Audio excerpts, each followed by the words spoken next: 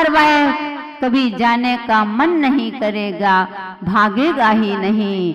और अगर उस मेहमान को भगाना है तो उपेक्षित हो जाओ। उपेक्षित से मतलब ना राग ना द्वेष, ज्यादा मेहमानी नहीं करो, ज्यादा हाव भगत मत करो, ज्यादा स्वागत सम्मान मत करो। तो वह अपने आप जैसे उपेक्षित हो गए, उसको लगेगा भैया यहाँ मेरा कोई स्वागत सम्मान नहीं, चलो भागो। इससे अच्छे अपने घर की सूखी दाल रोटी अच्छी, लेकिन दूसरों के घर में बे मेहमान बन करके बिना सम्मान के पूरी कचौड़ी भी, हलवा पूरी भी खाओगे, गुलाब जामुन भी खाओगे, तो वह अच्छा नहीं होता है। और ऐसे ही बंदो शरीर होता है, साधु संत सोचते हैं ये मेहमान की तरह अगर इस शरीर जो मिला है या रोग है, ये मेहमान की तरह आता है, इसको इस डॉक्टर का दिखाओगे, इसको दिखाओगे, इसका इलाज कराओगे, इसको दिखाओगे, जितनी इसको सुविधा दोगे, चलो आराम करो, विश्रांति करो, तो और बीमार पड़ेगा। अरे मेरी तो अच्छी हाव भगत हो रही है। नहीं, चलो जैसे नौकर की तरह रखते हैं, मेहमान की तरह नहीं, इस शरीर को नौकर की तरह रखते हैं। जैसे आपके घर में नौकर होते हैं, आप तनख्वाह देते हो, उस नौकर को वेतन देते हो, तो उसको काम में नियुक्त कर देते हो कि आपको यह काम करना है, आपकी ये ड्यूटी है, आपको सुबह से यह कार्य करना है, लगा देते हो ना। सुबह से जो जिसका जो काम होता है उसको उसमें नियुक्त कर देते हो। आपको ऐसे साधु संत होते हैं, इसको खिलाया पिलाया है, चलो उठो सुबह से ध्यान करना है। क्या बात है कल्पना जी, बड़ी हंसी आ रही है। इसको सागर, चलो इसको ध्यान करना है, स्वाध्याय करो, स्वाध्याय का समय हो चुका है, स्वाध्याय करते हैं, प्रतिक्रमण करते हैं, अपनी समाई करते हैं, फिर स्तुति स्तोत्र आदि करते हैं, अध्ययन करते हैं, फिर स्वाध्याय करते हैं। क्योंकि इसको खिलाया कौन सा, कहीं इस डॉक्टर को दिखाओ, इसको दिखाओ, इस वैद्य जी को नहीं, चलो मेहमान की तरह नौकर की तरह रखते। इसलिए बंधुओं में सोचते हो सबसे बड़ा रोग जो लगा हुआ है, अगर रोग की दवा है तो कौन सा, जन्म जरा मृत्यु, इससे बढ़कर रोग कौन हो सकता है। इसलिए हे प्रभु मेरा जन्म जरा और मृत्यु का विनाश हो, बस इन्हीं भावनाओं के साथ अगर हम भगवान की आराधना करते हैं तो वे सारे रोग स्वतः ही समाप्त हो जाया करते हैं। ऐसे हमने देखा था। चलते हैं 33वां काव्य देखते हैं, निकाल लेंगे। गंभीर मंदार, मंदार सुंदर नवेरो सुपारी जातो, संतान कादे कुसमोत्कर, कुसमोत आधा था तालु में हमने बताया था, कुसमोत्कर वृष्टि रुद्धा, गंधोद बिंदु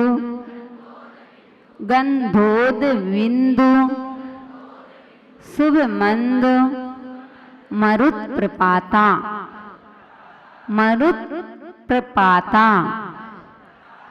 दिव्या दिवा पतति ते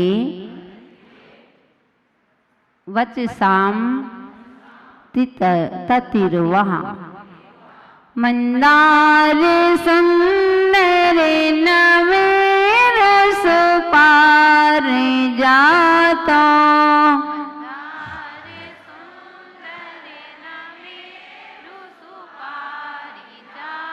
संतान कादिक कुसमोत कर वृष्टि रुद्धा,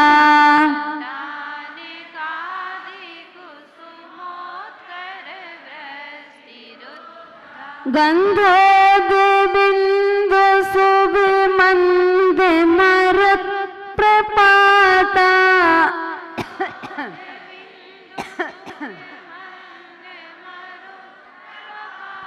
दिव्या दिवा वहाँ पतति ते वचसां ततिर्वा।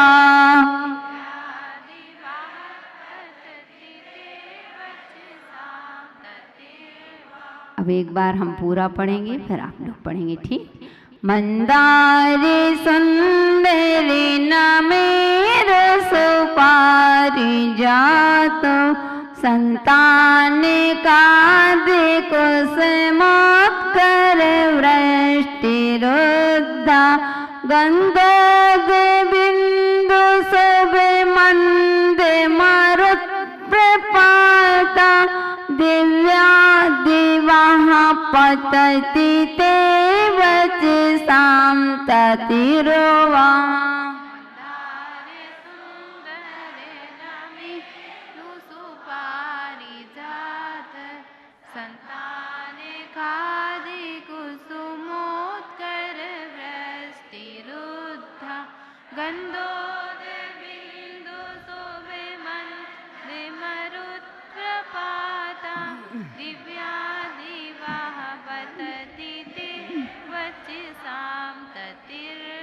आ गए सभी को?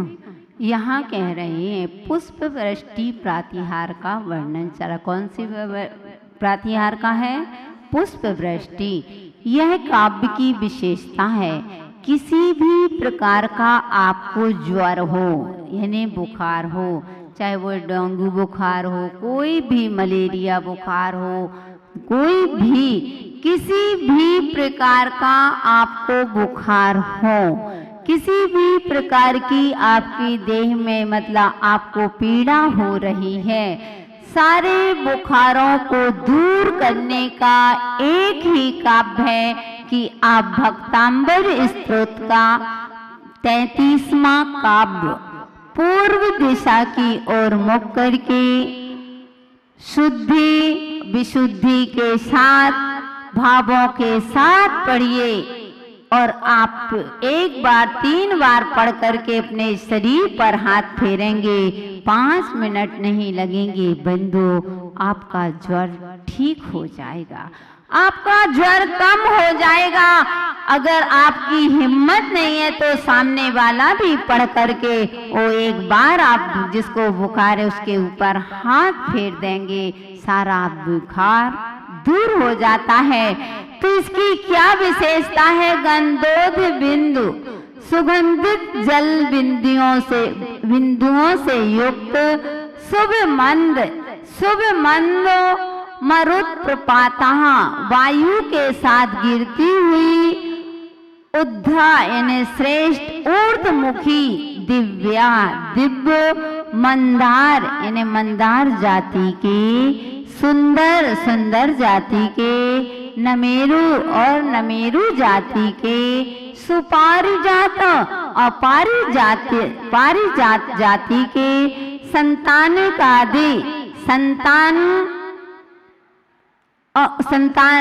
संतानक आदि जाति के कुसुमोत्कर वृष्टि कल्प वृक्षों के पुष्पों के समूह की वर्षा ती माने आपके वचसाम यानी वचनों की ऊपर, वैसाम यानी पक्षियों की, ततिर्वाह यानी पंक्तियों के समान दिव्या यानी आकाश से पतिति यानी पड़ती है, गिरती है। हे प्रभु, सुगंधित पुष्पों की वर्षा सुगंधित जल से मिलकर के मनोहारी ऐसी लगती है कि मानो कोई पंछियों की कतार आकाश से उतर रही हो अथवा भगवान के वचनों की पंक्ति आकाश से गिर रही हो। भक्त कह रहा है, हे भगवान, जब ये फूल होते हैं मंदार, सुंदर, नमेर, सुपार आदि जिस जाति होती है पुष्प फूलों की,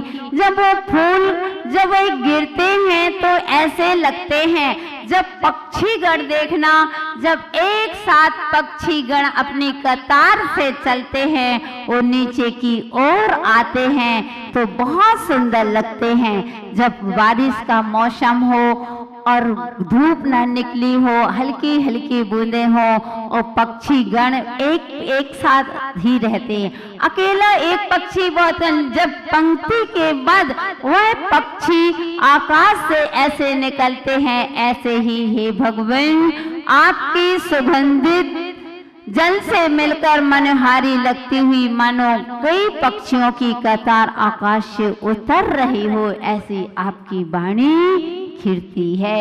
जब आपकी वाणी खिड़ती है हे प्रभु, आपके ऊपर सुगंधित पुष्पों की वर्षा सुगंधित जल से मिलकर ऐसी लग रही है जैसे कोई पक्षी वहां से आकर के कतार से अपने भगवान की भक्ति कर रहे हो। ये भक्ति करने का एक आलय होता है, तो पक्षियों की कतार से उतर रहे हैं हे प्रभु। कब? जब वह सुगंधित जल से आपकी कोई भक्ति करता है। जब कभी भी देखना बंधु, जब भगवान का अभिषेक करते हैं, जितनी आपकी विशुद्धि होगी, और विशुद्धि के साथ भले ही अपन नहीं करते हैं, लेकिन जब भगवान की धारा देखते हैं और भावों के साथ देखते हैं, एक टकटकी लगा करके देखते हैं, तो वास्तव में ऐसा लगता है जब भगवान के ऊपर जल की धारा छोड़ते हैं, जैसे कोई पक्षी की कतार नीचे गिर रही हो। ऐसे ही हे प्रभु आकाश से वह पुष्प वृष्टि ऐसी हो रही है, तब आप इतने सुंदर लगते हो। इस प्रकार से यह काव्य की कहते हैं, यह 18,000 प्रकार के पुष्पों से देव लोग भगवान के ऊपर पुष्प वृष्टि करते हैं। पुष्प वृष्टि कहते हैं जब देव लोग आकर के भगवान के ऊपर पुष्पों की वर्षा करते हैं, तो ऐसे कितने 18,000 प्रकार के पुष्पों से, तुम्हारे इतने तो 8 भी नहीं मिलेंगे, 8 क्या एक पुष्प भी नहीं मिलेगा। तो बंधु, जब 18,000 सोचो, कभी याद करो, 8 में 10 में 18 में 800 में तो इतने हो जाएंगे कि मंदिर ही भर जाएगा।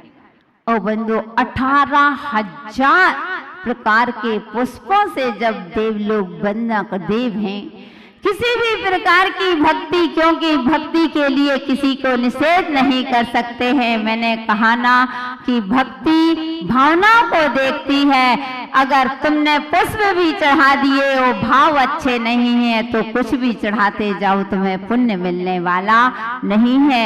भगवान के सामने तुम कुछ भी मत चढ़ाओ, पहुंच जाओ भगवान के साथ, भावों के साथ पहुंच गए और भावों के साथ तुमने भगवान को याद किया, तो बंधु वह भक्ति एक दिन हमको भगवान बना देती है। और भावों नहीं है तो कुछ नहीं। इसलिए बंधु जितने चाहे पुष्प से करो, चाहे पीले पुष्पों से अपन करते हैं, करते तो है, पुष्प तो चढ़ाते हो, ऐसा तो नहीं है कि पुष्प नहीं चढ़ाते। अष्टद्रव्य में कौन कौन सी द्रव्य होती है बताओ, बताओ पवन जी, कौन कौन से द्रव्य होती है? अष्टद्रव्य में कौन कौन से होते हैं? अष्टद्रव्य के नाम गिनाना, हाथ जोड़ के। जल, चंदन, अक्षर, पुष्प, नैवेद्य, दीप, धूप, फल, वर्ग, 9 नहीं हो गए हैं? क्यों? जल, चंदन, अक्षर, पुष्प, नैवेद्य, दीप, धूप, फल और अर्घ। अच्छा 8 हो ना? ठीक, ऐसा नहीं है, बहुत होशियार है, ढीमापुर वाले हैं, विद्वान हैं। बैठ जाओ। यानी अष्टद्रव्य से जब हम पूजन करते हैं तो पुष्प आते हैं, पुष्प भगवान को छिपण कैसे चढ़ाते हैं? ऐसे नहीं। कैसे चढ़ाते हो पुष्प? ऐसे ऐसे तो नहीं चढ़ाते हो, ऐसे नहीं, ऐसे अक्षित चढ़ाते हैं। और पुष्प कैसे समर्पित करते हैं? इस प्रकार से खुले हाथ से पुष्प समर्पित करते हैं, क्योंकि भक्ति भावों को देख रही है। अगर आपने पीले चावल भी चढ़ा दिए बंधु कोई बात नहीं, लेकिन भावों से वह पीले चावल भी 18,000 पुष्पों से कम नहीं है। बस भाव होना चाहिए। इसलिए जैन दर्शन भावों पर डिपेंड करता है। जैन दर्शन जब भी चलता है तो भावों के साथ ही चलता है, और भाव नहीं तो कुछ भी नहीं। ये नहीं तो कुछ भी नहीं है, और भाव है तो सब कुछ है। ऐसे बंधु, आज का समय अपना हो चुका है। प्यारे प्यारे भक्तात्माओं, यहाँ तक हमारा विषय हो चुका था आचार्य मानतुंग द्वारा रचित ये भक्तांबर स्तोत्र हर किसी के आस्था का केंद्र बना हुआ है। मैंने एक बार बताया था कि ऐसा कोई भी प्राणी नहीं है, ऐसा कोई जैन नहीं होगा जिसको भक्तांबर स्तोत्र के प्रति आस्था ना हो।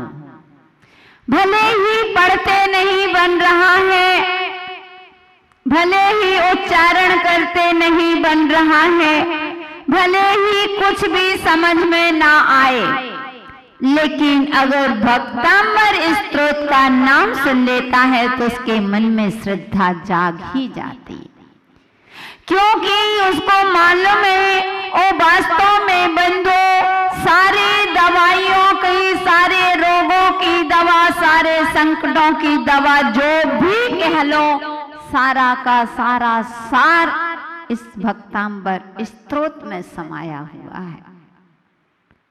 जो भी आपको समस्या हो, कैसी भी आपके घर में समस्या चल रही हो, किसी भी प्रकार की समस्या हो, बंधु एक बार उस भक्तांबर स्तोत्र को उठा करके तो देखो।